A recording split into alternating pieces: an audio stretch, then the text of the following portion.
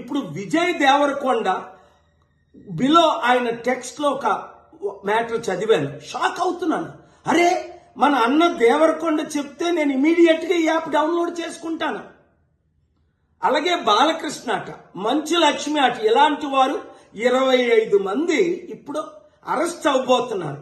ఒకవేళ పోలీసులు వాళ్ళ దగ్గర పొలిటీషియన్స్ డబ్బులు తీసుకొని అరెస్ట్ చేయకపోతే వారందరినీ సుప్రీంకోర్టుకి నేను నడిపిస్తా.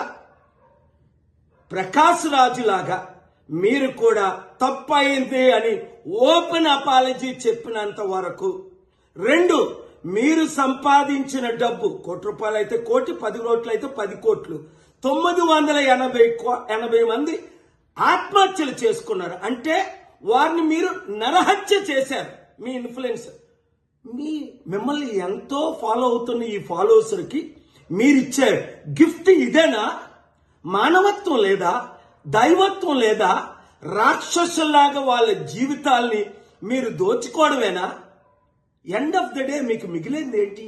ఆత్మకు శాంతి కావాలా? మనసుకు రక్షణ కావాలా? నెమ్మది కావాలా? ఫ్యూచర్ మంచి పేరు కావాలా?